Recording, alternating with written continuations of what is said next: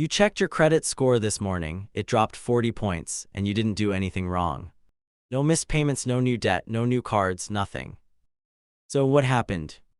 By the end of this video, you'll know exactly why scores drop overnight and how to get those points back within 1 to 3 months. Quick disclaimer, I'm not a financial advisor. This is education, not advice. First, let's get clear on what a credit score actually is, because most people get this completely wrong. Your credit score is not a measure of how rich you are. It's a measure of how risky you are to lend money to. Lenders use it to answer exactly one question: if we hand this person money, will we get it back? FICO scores run from 300 to 850, and FICO is the system roughly 90% of top US lenders use. Above 740 is very good. Above 800, lenders basically roll out the red carpet. Below 580, doors start closing. Higher interest rates, denials, bigger security deposits. And here's the part nobody tells you: you don't have one credit score, you have dozens. FICO 8, FICO 9, Vantage Score 3, Vantage Score 4, different formulas reading the same data. Which means sometimes a drop just means you're looking at a different scorecard than last time. Hold that thought. Now, the 5 things that actually decide your FICO score. Memorize these and the rest of this video clicks. Factor 1, payment history, 35% of your entire score. Do you pay your bills on time? That's it. That's the single biggest factor. One payment 30 days late can knock 60 to 100 points off a good score. Factor 2, credit utilization, 30% of your score.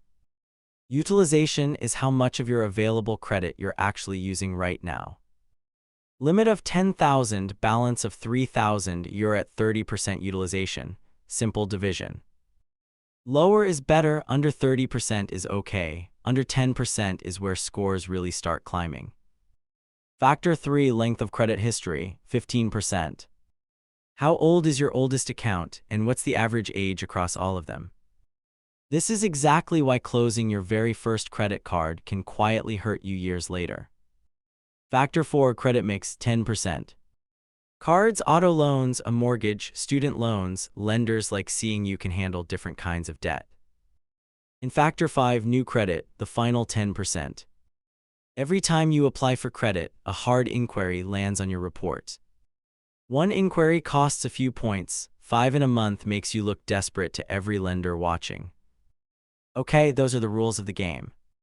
Now let's solve your actual mystery: why your score dropped overnight. There are 7 usual suspects. Suspect number 1, and it's the culprit most of the time: your utilization spiked. Maybe a vacation went on the card, holiday shopping, an emergency car repair you couldn't dodge. Your balance jumped from 10% of your limit to 60, and the scoring model noticed immediately. Here's the trap: it does not matter that you plan to pay it off. Your card company reports your balance on one specific day each month, the statement closing date. Whatever your balance is on that day is the number the bureaus see, period. You could pay it all off the next morning, and your score already took the hit. Suspect 2, an account got closed, sometimes by you, sometimes not. When a card closes, you lose its credit limit, so your total available credit shrinks. Same debt, smaller limit, higher utilization, lower score. Math you never agreed to. And card companies close inactive accounts all the time, without warning you. That old card in your sock drawer, it's doing more for your score than you think. Suspect 3, a late payment finally got reported. Payments aren't reported to the bureaus until they're a full 30 days past due. So a bill you forgot back in April can show up as a score drop in May. Auto pay misfires, a card switched bank accounts, a medical bill quietly went to collections. It happens to careful people too. Suspect 4, a hard inquiry, or several. Opened a store card at checkout for that 20% discount. That was a hard inquiry. Financed a phone, some furniture, and test drove car loans the same month. Each one dinged you. Each ding is small on its own, together enough to feel. Suspect 5, your oldest account aged off your report entirely. Closed accounts in good standing stay on your report for about 10 years, then they vanish. When they vanish, your average account age drops and your score can drop right along with it. Completely out of your control, completely normal, still annoying. Suspect 6, an error on your report or someone pretending to be you. FTC research found roughly 1 in 5 Americans has an error on at least one credit report. An account you never opened, a payment marked late that wasn't, a stranger's debt filed under a similar name. If your score dropped and nothing else in this video explains it, this is where you look. And suspect 7, you're comparing 2 different scores and calling it a drop. Your bank app shows a Vantage score, your card app shows FICO 8, your mortgage lender pulled an older FICO model entirely. That's not a drop, that's a different ruler. Rule of thumb, always compare the same score type from the same bureau over time, never across apps. Alright, now the part you came for, how to get those points back. Step 1, diagnose. Pull all 3 of your credit reports free at annualcreditreport.com. That's the official federally authorized site, not the ones with the catchy jingles, genuinely free. Compare against last month, new balances, closed accounts, fresh inquiries, and anything you flat out don't recognize. Step 2, if it's utilization, pay the balance down before the statement closing date. Not the due date, the closing date. They are 2 different days and almost nobody knows that. Pay before the close, the bureaus see the low number, and scores often recover within 1 or 2 statement cycles. Power move, call your card company and ask for a credit limit increase. Same balance, higher limit, lower utilization, instant math in your favor. One catch, ask whether the request is a soft pull first so the fix doesn't cost you an inquiry. Step 3, if it's a late payment, call the lender and ask for a goodwill adjustment.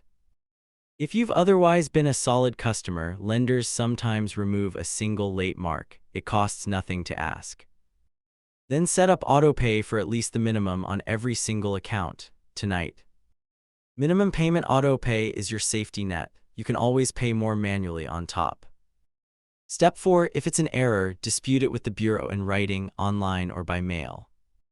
Under the Fair Credit Reporting Act, bureaus generally must investigate within 30 days. If it's actual fraud, place a free credit freeze with all 3 bureaus. It takes about 10 minutes. Step 5, stop applying for new credit while you recover. Every offer can wait. Your score recovers fastest when nothing new is hitting it. And step 6, don't close anything, even the cards you never use. Old accounts are doing silent work for your account age and your utilization every single month.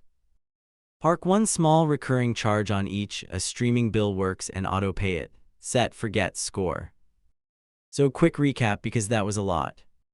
Scores drop overnight from utilization spikes, closed accounts, late payments, hard inquiries, aging accounts, errors, or simply different scoring models. The fix, find the cause in your free reports, pay before the closing date, dispute errors, auto-pay everything, and touch nothing else. Most overnight drops recover within 1 to 3 months once the cause is fixed, not years, months. Your credit score is not a judgment of who you are, it's a snapshot of data, and data can be changed. If this helped, the video on screen right now covers the 30% utilization myth and why the real target number is lower. Subscribe if you want one of these every week. No jargon, no lectures, just how money actually works. See you in the next one.